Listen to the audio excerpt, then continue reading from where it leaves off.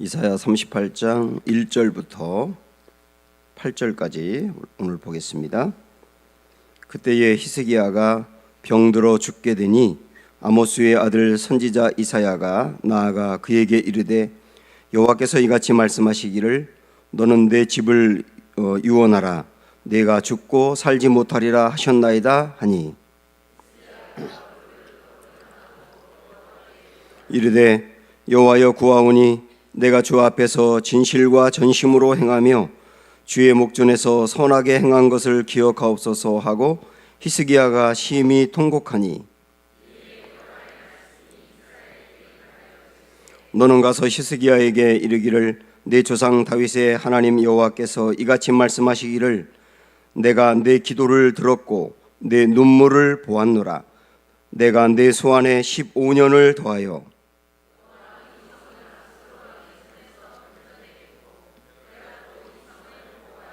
이는 여호와께로 말미암는 너를 위한 징조이니 곧 여호와께서 하신 말씀을 그가 이루신다는 증거이니라. 보라 아하스의 해시계에 나아갔던 해 그림자를 뒤로 10도를 물러가게 하리라 하셨다 하라 하시더니 이에 해시계에게 나아갔던 해의 그림자가 10도를 물러가니라. 아멘. 네, 사랑합니다. 축복합니다. 인사하세요.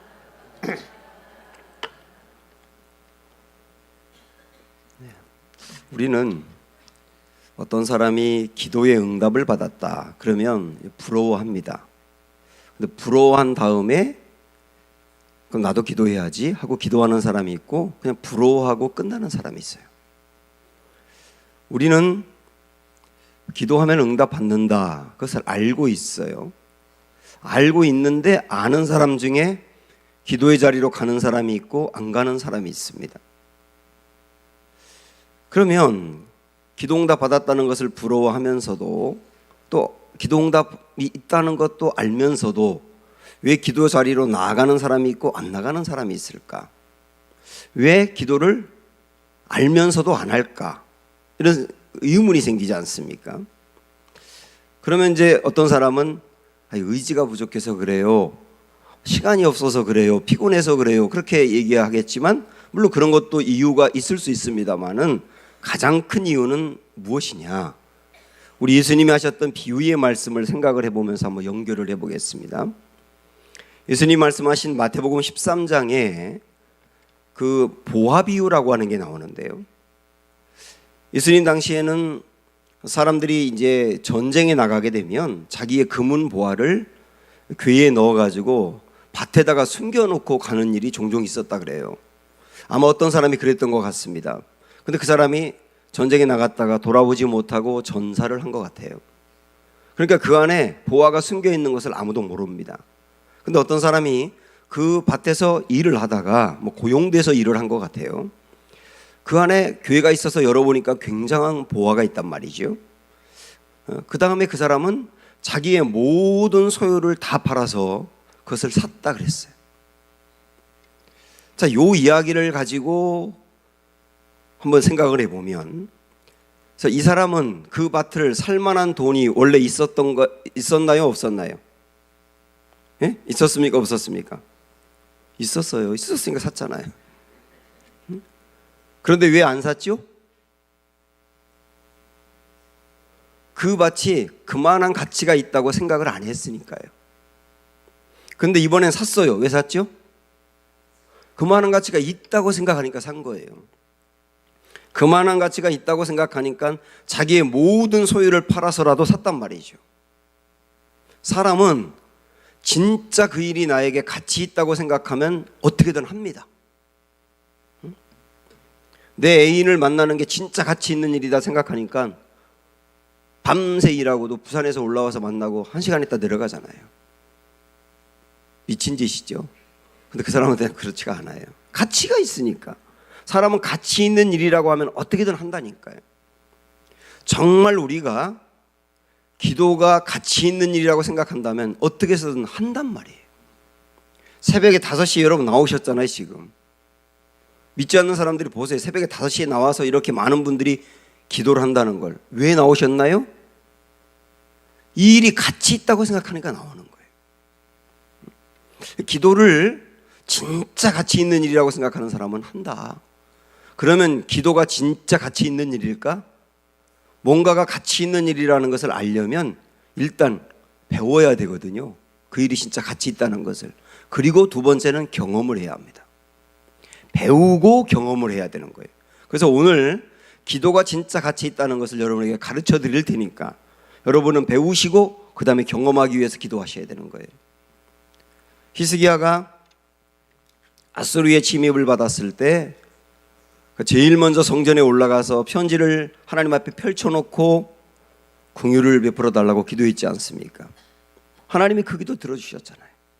그래서 싸움 한 번 하지 않고도 히스기야의 그 아수르의 군대가 18만 5천 명이 죽고 왕은 도망갔지 않습니까? 그렇게 승리를 하고 난 다음에 이제는 나라가 안정되고 평강을 누릴 만한데 히스기야에게 병이 생겨버린 거예요. 이때 나이가 대략 39살 정도로 보고 있거든요. 40살 안팎으로 이렇게 39 정도가 아닐까 싶은데 아직 젊은 나이고 나라를 위기에서 건졌기 때문에 이 왕이 더 통치를 해야 나라가 이제 공고해질 수 있는데 죽을 병에 걸린 거예요. 그래서 이사야를 통하여서 히스기야가 죽을 병에 걸렸으니 이제 유언도 하고 인생을 정리하라라고 하는 엄청난 비보를 이사야가 히스기야에게 전하게 됩니다. 그때 히스기야는 기도를 시작해요. 고쳐달라고.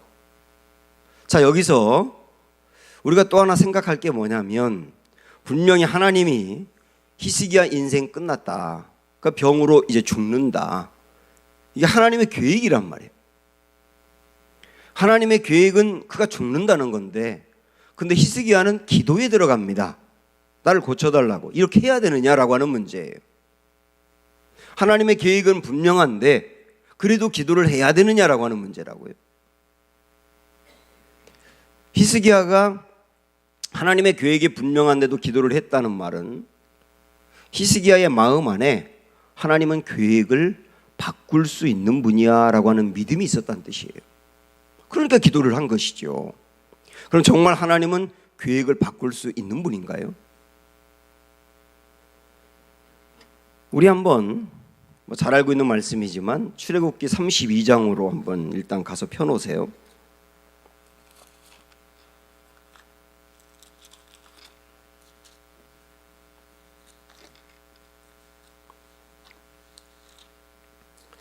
자, 이 출애굽기 32장은 이스라엘 백성들이 모세가 시내산에 올라갔을 때 금송아지를 만들어서 그걸 섬기는 그 우상숭배, 하나님을 형상화하는 이런 이상한 모양으로 형상화하는 우상숭배를 범한 이야기 아닙니까? 이 일이 있었을 때 하나님께서 작정하시면서 말씀하시는 걸 보세요. 9절 10절 여호와께서 또 모세에게 이르시되 내가 이 백성을 보니 목이 뻣뻣한 백성이로다. 그런즉 내가 하는 대로 두라. 모세에게 그래요. 내가 하는 대로 두라. 너 막지 마, 그 얘기잖아요. 내가 그들에게 진노하여 그들을 진멸하고 너를 큰 나라가 되게 하리라. 우리 하나님이 모세에게 계획을 말씀하십니다. 계획을. 어떤 계획이냐면 내가 이스라엘 백성들을 진멸할 거다. 진멸이라는 것은 다 죽이겠다는 거예요. 그런데 너는 큰 나라가 되게 하리라. 너만 살려줄게. 너를 크게 쓸게. 모세가 그 이야기를 듣고 나서 자기를 크게 쓰고 자기를 살려준다는 것에 관심을 갖지 않아요. 백성이 없는데 나 혼자 살아서 무슨 의미가 있느냐는 거죠. 그래서 모세는 하나님의 계획을 들었거든요, 지금. 그리고 하나님 분명히 뭐라고 말했냐면 너 내가 하는 대로 그냥 두라. 너 관여하지 마. 내가 어떤 일을 할 테니까 너 관여하지 마. 너 빠져 있어. 그 얘기지 않습니까? 그때 모세는 알았어요. 그리고 빠져 있는 게 아니고 그가 하나님께 기도합니다. 보세요. 11절 12절 모세가 그의 하나님 여호와께 구하여 이르되 빠져 있으라고 그랬는데 그는 구해요. 여호와여 어찌하여 그 큰 권능과 강한 손으로 애굽 땅에서 인도하여 내신 주의 백성에게 진노하시나이까? 어찌하여 애굽 사람들이 이르기를 여호와가 자기의 백성을 산에서 죽이고 지면에서 진멸하려고 악한 의도로 인도해 내었다고 말하게 하시려 하나이까? 주의 맹렬한 노를 그치시고 뜻을 돌이키사 주의 백성에게 이 화를 내리지 마옵소서. 이렇게 기도하잖아요. 하나님이 너 빠져있어, 너 관여하지 마, 내가 원하는 대로 할 거야, 내 계획이 결정되었어, 이렇게 말씀하셨는데도 불구하고 모세가 기도 자리에 들어갔단 말이죠. 그러면서 그가 한 기도는 아까도 봤습니다만 맨 끝에 보면 노를 그치시고 뜻을 돌이키사 주의 백성에게 이 화를 내리지 마옵소서. 이렇게 기도합니다. 이 기도가 여러분 불경해 보이세요? 하나님한테 뜻을 돌이키라고 기도하니 얼마나 불경해 보입니까? 하나님의 뜻은 결정됐는데요. 그런데 뜻을 돌이켜달라고 기도하지 않습니까? 하나님 어떻게 하셨는가? 14절 다 같이 보세요. 시작.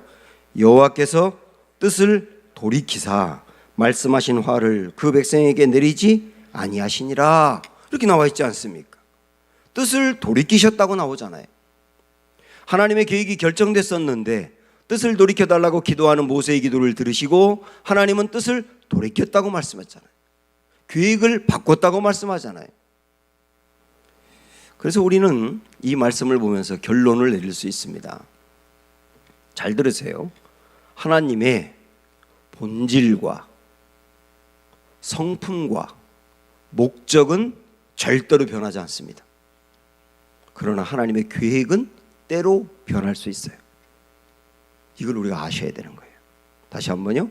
하나님의 본질과 성품과 목적은 어떤 경우든 변하지 않으세요.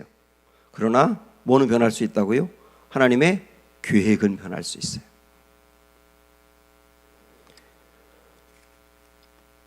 히스기야가 죽는다고 결정이 됐는데 하나님의 계획인데 그럼에도 불구하고 기도의 자리에 들어가서 기도할 수 있었던 것은 하나님은 계획을 수정하실 수 있다 확신했기 때문입니다. 그래서 기도를 하게 된 거예요. 그러면 이것은 역시 하나님이 계획하고 계획을 바꾸는 것도 주권적으로 결정하실 일입니다. 하나님이 하실 일이에요, 그것은. 그러나 하나님이 뜻을 돌이킬 수 있다는 것을 안 이상 우리는 하나님이 돌이킬 수도 있으니까 무엇을 해야 되는 거예요? 기도해야 되는 거예요. 기도해야 되는 거예요. 하나님이 모세의 기도를 들으시고 뜻을 돌이킨 것처럼 히스기야가 그것을 알았기에 하나님의 뜻을 돌이켜달라고 기도할 수 있었던 겁니다. 히스기야는 너 죽는다, 하나님의 뜻이 결정됐다, 그 말을 듣고 명의를 부르지 않습니다. 왕이니까 얼마나 잘 고치는 허중 같은 명의가 있었겠어요. 명의를 제일 먼저 부르지 않아요. 그는 제일 먼저 하나님께로 나아갑니다. 그리고 그 유명한 얼굴빛을 벽으로 향하고 그리고 기도합니다. 이 벽 기도했잖아요. 그 말은 뭐냐면 저 앞에 보이는 게 아무것도 없어요. 오직 주님만이 저를 살리실 수 있습니다. 이 마음으로 기도한 거 아닙니까? 벽 기도에 들어갑니다. 우리가 앞에서도 보았습니다마는 히스기야는 아수르의 군대가 쳐들어와서 왕이 항복하라고 하는 편지를 히스기야에게 보냈을 때도 제일 먼저 한 일이 뭐였다 그랬어요? 성전으로 가는 거라 그랬어요. 성전으로 가서 기도하는 거라 그랬어요. 근데 이번에도 몸에 병이 걸려서 죽는다라고 하는 말을 듣고 나서도 제일 먼저 한 일이 뭐냐면 기도하러 가는 거였어요. 그러니까 히스기야는 어떤 문제가 생기면 제일 먼저 하는 게 기도였어요. 왜 그런지 아십니까? 히스기야는 기도의 가치를 아는 사람이었어요. 기도가 진짜 중요하다는 것을 히스기야는 알았단 말이죠. 그러니까 기도를 제일 먼저 했단 말입니다. 그런데 히스기야에게 하나님의 뜻을 전달해 준 이사야, 분명히 하나님의 뜻을 듣고 히스기야에게 와서 왕이여 당신 죽는답니다, 이게 하나님의 계획입니다 하고 이사야가 알려줬지 않습니까? 그 이사야는 어떻게 했을까요? 자, 열왕기하 20장으로 한번 가보세요. 열왕기하 20장도 오늘 말씀하고 거의 똑같습니다.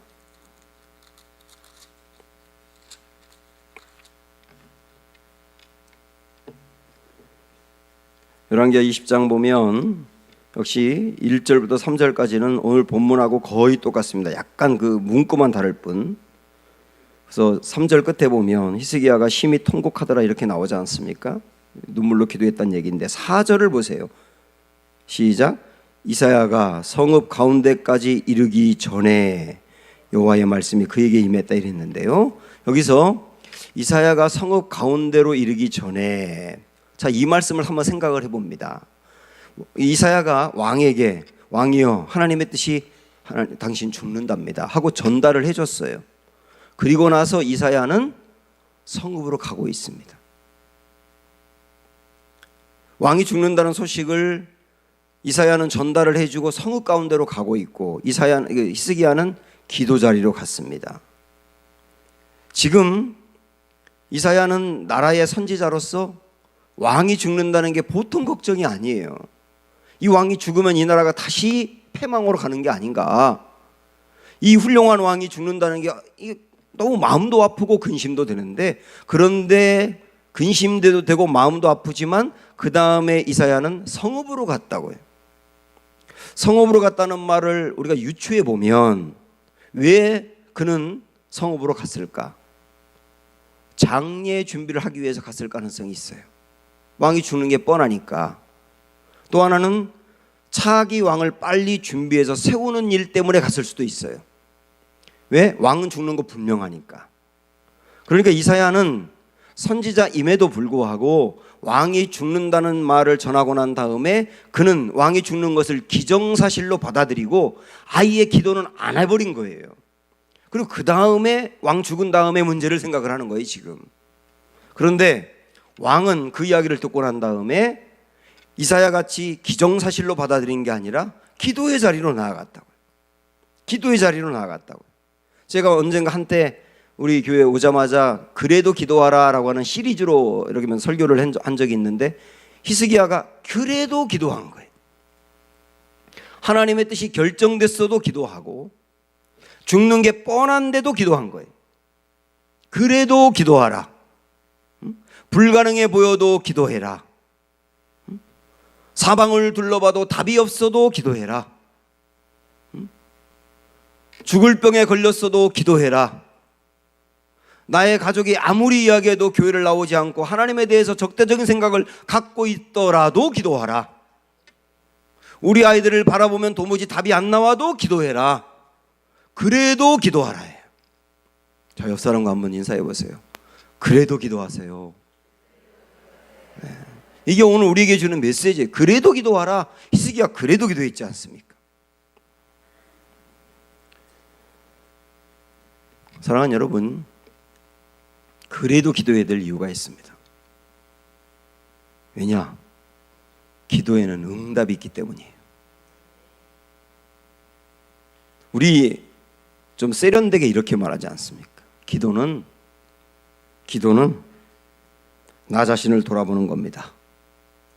수양을 쌓는 겁니다. 그 얘기죠. 쉽게 말하면 나 자신을 돌아보니까요. 예, 기도하면 나 자신을 돌아보고 수양을 쌓든 나를 다듬어 갈 수 있어요. 이 기도의 좋은 은혜입니다.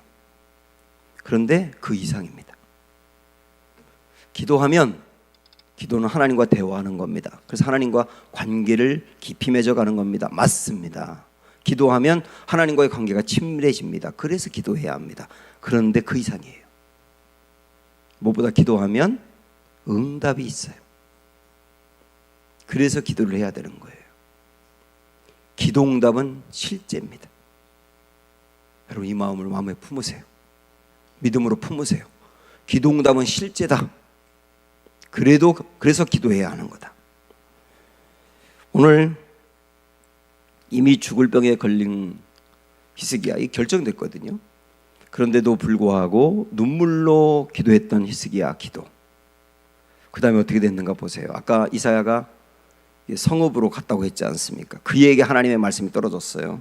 자, 오늘 본문으로 오셔서 5절 6절 읽어봅니다. 시작. 너는 돌아가서 내 백성의 주권자 히스기야에게 이르기를 왕의 조상 다윗의 하나님 여호와의 말씀이 내가 내 기도를 들었고 내 눈물을 보았노라. 내가 너를 낫게 하리니 내가 3일 만에 여호와의 성전에 올라가겠고 내가 내 날에 15년을 더할 것이며 내가 너와 이 성을 아수르 왕의 손에서 구원하고 내가 너를 위하여 내 종 다윗을 위함으로 이 성을 보호하리라 하셨더라. 우리 하나님 말씀하셨어요. 내 계획이 바뀌었다. 히스기야가 기도하는 것을 내가 긍휼히 받았다. 내 안에 자비의 마음이 있다. 내 계획이 수정되었다. 히스기야 살아난다. 하나님 말씀하시지 않습니까? 내가 내 기도를 들었다. 그리고 내 기도하는 모습, 눈물을 보았다. 예, 우리 하나님 그런 분이세요. 우리의 기도의 눈물을 보시는 분이 하나님이시고 우리의 기도를 들으시는 분이 하나님이세요. 우리 이번에 주제가 내 눈물을 보았노라. 오늘이 핵심입니다. 저희 아버지가 12지장 암 말기 환자였었거든요. 우리 아버지 연세 39살 때, 제 나이 9살 때. 그런데 우리가 가정예배 드리면서 히스기야의 이 본문의 말씀을 그때 봤어요. 제가 아주 생생하게 기억납니다.